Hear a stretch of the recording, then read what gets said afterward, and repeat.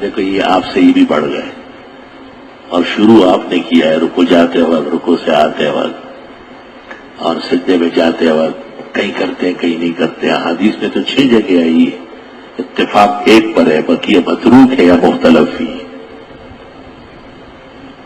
کہتے حدیث صحیح نہیں ہے۔ میں نے کہا پہلا امام حدیث کا امام مالک ہے، موجودہ دنیا حدیث کا پہلا امام مالک ہے۔ ان کے مذہب کی مقتدا کتاب مدونۃ الکبریٰ ہے، اس کی پہلی جلد 169 صفحہ ہے۔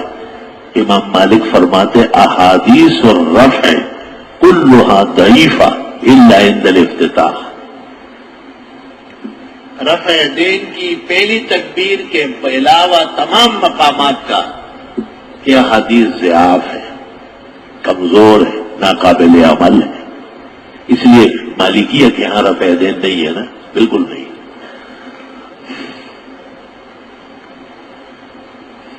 کہ بخاری شریف، میں نے کہا بخاری شریف نے تو روایت نقل کی ہے، یہ پتہ چلنے نہیں دیا ہے کہ رفع دین کہاں تک ہو۔ یہ بھی رفع دین ہے، یہ بھی رفع دین ہے، یہ بھی رفع دین ہے۔ ایک وہاں لگا ہوا تھا سوڈان کا، یوں کر رہا تھا، مجھے کہتے ہیں یہ ایسا کیوں کر رہا ہے؟ میں نے کہا یہ آپ کو دکھانے کے لیے کہ آپ سے بھی بڑا کرین دنیا میں ہوتا ہے۔ یہ دلیل اس بات کی ہے کہ یہ کوئی اہم مسئلہ نہیں ہے۔ پھر یہ کہ رفع دین فرض ہے، واجب ہے، سنت ہے، نفل ہے، مکروہ ہے۔ بظاہر تو مکروہ معلوم ہو رہا ہے کیونکہ محل نامعلوم ہے، طریقہ نامعلوم ہے، حکم کا پتہ ہی نہیں ہے۔ فضیلت کتنی ہے؟ چائے میں اگر مکھی گرے اور ہوتا دے اور پھر نکالے، اس کا تو مسئلہ ہے، فضیلت بھی ہے، لیکن رفع دین کا کوئی ثواب کسی حدیث میں پیغمبر نے بیان نہیں کیا ہے۔ نہ حکم معلوم، نہ طریقہ معلوم، نہ ثواب معلوم، تو کس چیز کی دو امت کو لڑایا جا رہا تھا؟ وہ بہتر ترک ہے۔ اچھا جی، یہ اہل حدیث ہے، کیا مطلب ہے؟ یعنی جتنا آپ دیکھنا چاہتے ہیں اس سے بھی زیادہ بڑا خبیث ہے۔ اس کا کام کیا ہے؟ ابو حنیفہ کو برا بلا فرمت، حدیثوں کا یہ کام تھا۔ آپ نے حدیثوں میں کہاں امت کے بزرگوں کو برا کہا ہے؟ اہل الحدیث، تدریب الراوی جلد 2، اہل الحدیث کا احمد بن حنبل و یحییٰ بن معین و قتیبہ بن سعید، یہ اہل حدیث ہے، یعنی ائمۃ الحدیث کے معنی ہے۔ اہل الحدیث امت کا نام کسی روایت میں نہیں، کہیں ثبوت نہیں اس، بلکہ ایک خطرہ ہے کہ ایک فرقہ ہے اس کا نام ہے اہل القرآن، وہ حدیث نہیں مانتا، منکر حدیث پرویز، یہ کہتے ہیں ہم اہل الحدیث ہیں، ہمیں ڈر لگتا ہے۔ اب کہتے تو نہیں، ڈر لگتا ہے کہ یہ قرآن کے منکر نہ ہو۔ میرے ساتھ حرم شریف میں ایک انہی کا آ گیا، کھڑا ہو گیا، جی السلام علیکم۔ میں نے کہا وعلیکم السلام۔ کہتے جی الٹا ہاتھ ملا دے۔ میں نے کہا آپ ایک ہاتھ کیوں ملا دے؟ کہا حدیث میں ایک ہاتھ کا ذکر ہے۔ میں نے کہا دائیں اور بائیں کا نہیں ہے، وہ قیاس ہے، پھر یہ بھی ایک ہاتھ تو ہے، چل۔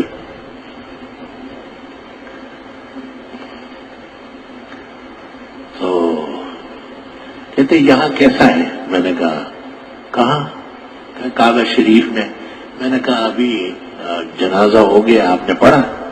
کہنے لگا۔ میں نے کہا اونچی آواز سے تھے آہستہ؟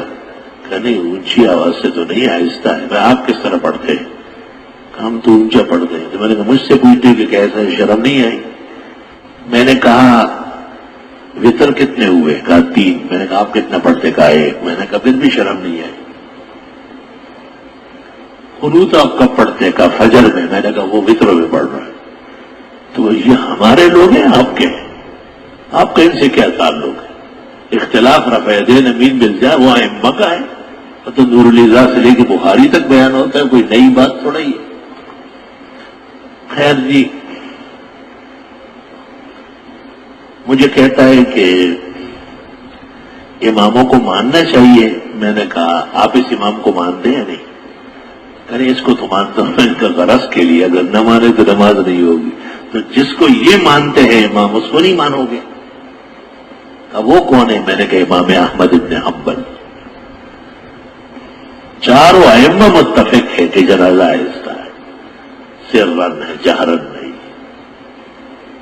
اور ان کی عدالتوں میں کہتے ہیں حنبلی رکھا ہوا ہے کہیں بھی.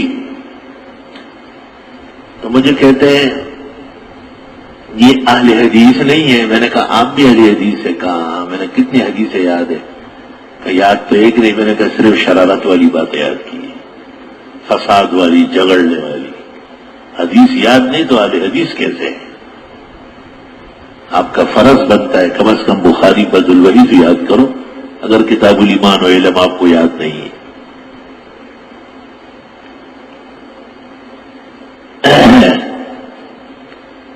سینکڑوں مسائل ہیں جن میں ان کی اصلاح اور ہدایت ممکن ہے اگر ضد اور عناد چھوڑ دیں. ضد اور عناد چھوڑ دیں.